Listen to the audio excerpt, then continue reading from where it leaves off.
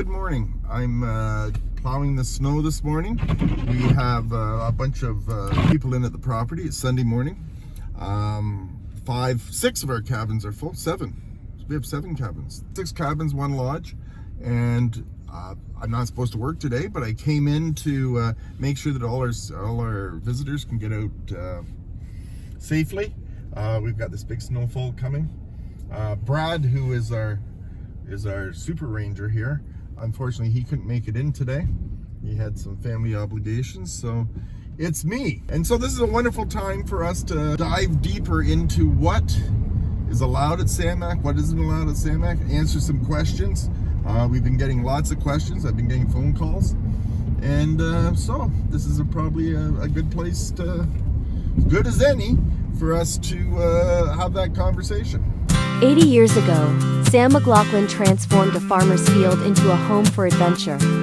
We've seen the highs and the lows, but today, the elements are catching up. We're pulling back the curtain on the challenge of a lifetime, keeping the Scouts Canada spirit alive while balancing urban forest revitalization with a modern camp for the next generation.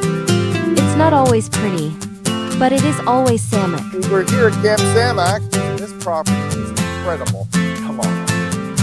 So we just pulled over and decided to take a little break of plowing snow, stretch our legs, and we're inside the entranceway to Samac on Simcoe Street.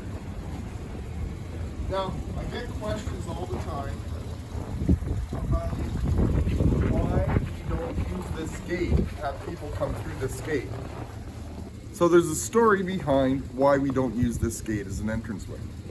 So back just before COVID, we sold our Scouts office in Toronto and decided that everyone was going to work out of here at Samac, which was sensational. We were happy to use our facility. But the moving company came and we had a sign up here saying that beam was X number of feet or meters off the ground. And sure enough, the moving company comes and runs straight into it and breaks out that beam. So we scurried and got another beam put in, but we need to get an engineer's stamp on this building to be able to use it so that our insurance will cover it. The problem being is timber that it's made out of is not a building structure. It hasn't been inspected wood. So there's no idea of the structural integrity of this building.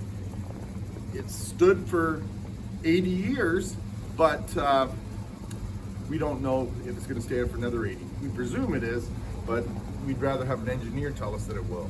So that's why we don't use this entranceway. The other thing that's interesting is that these timber here that were put in, they were put in after the fact. So originally, this was just an entranceway and did not have these side pins. And over the years, they changed it. And when we got our historic designation, they insisted that we keep them, which is interesting that they picked a certain time when they wanted to have this historic preservation done. But this entranceway is protected under the Oshawa Historical Society, and we do have a plaque out front. In the springtime, please stop by and read it. It's quite interesting, and we're quite proud of the fact that we're able to maintain our historic integrity. So, quite often I get asked if people can walk through Samac and why they can't walk through Samac. Well, I like to tell them the story. It's Camp Samac's a lot like a school. We have kids here, and as you know, you can't go and just walk around the outside of school because of children's safety. And in scouting, it's always safety first. But the reason I thought of this question is because as you look down this ridge, down the other side, we have a path that goes through the woods, and that path that goes up and through there is called Vampire Ridge. And there's many stories told about Vampire Ridge, and it's nice to have these little stories that happen around the campfires here at Samac. But our summer camp uses that area quite a bit, back and forth, and we have kids here all the time. So That's why you can't walk on the property. So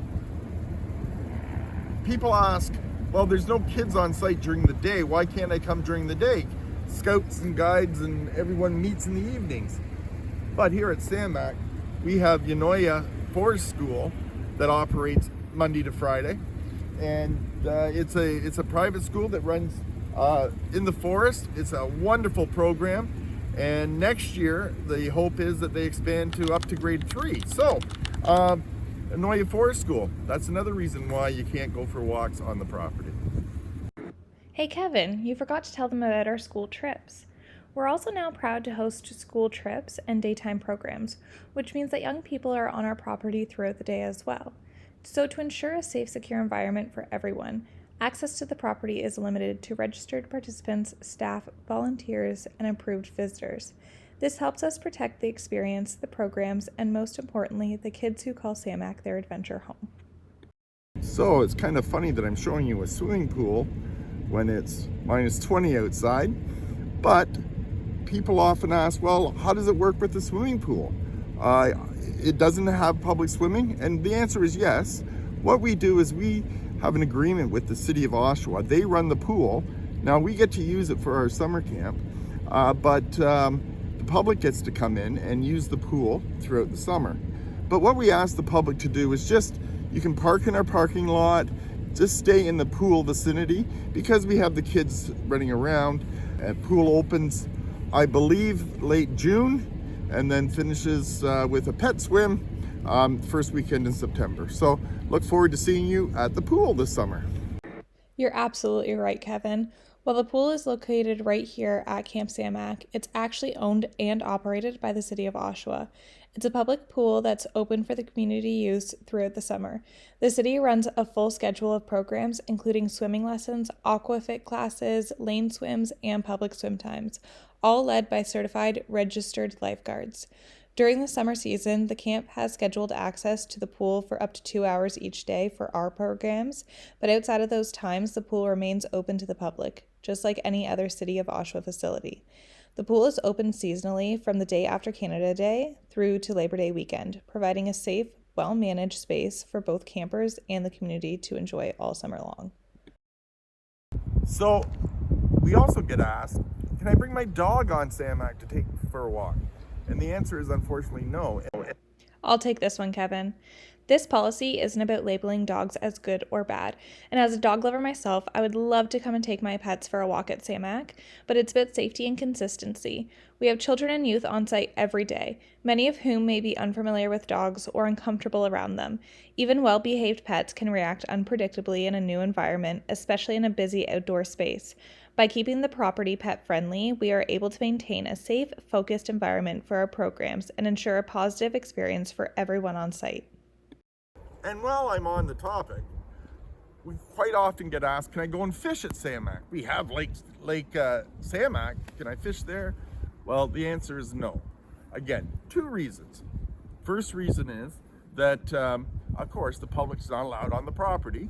And the second reason is the Ministry of Natural Resources, the game wardens, will give you a ticket if you're caught fishing 23 meters below the bottom of the dam. So it takes up a lot of the area, most of the area that's accessible at our creek.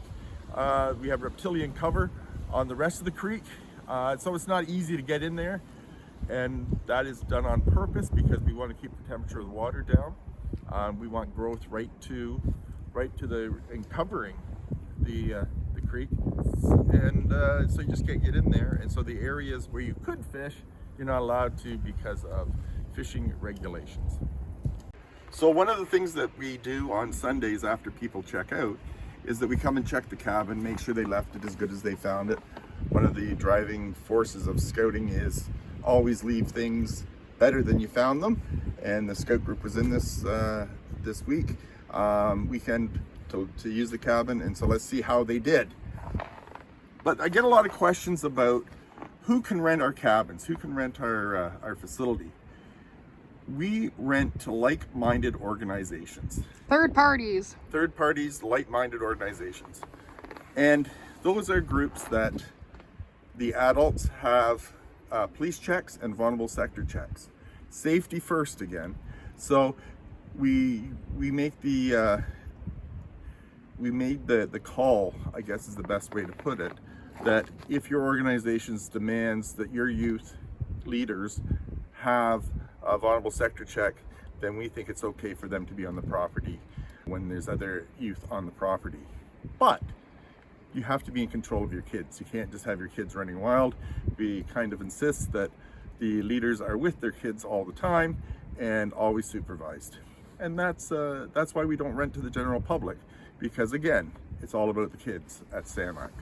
So come on in and we'll take a look and see how they did clean up the cabin.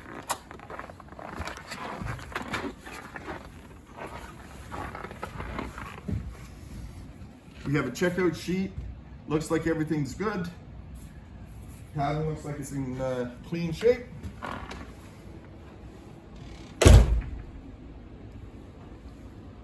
And we'll get the rest of the inspection done tomorrow. But for today, it looks like everything is safe and everything is buckled down so that we can lock the door up and get home for Sunday supper.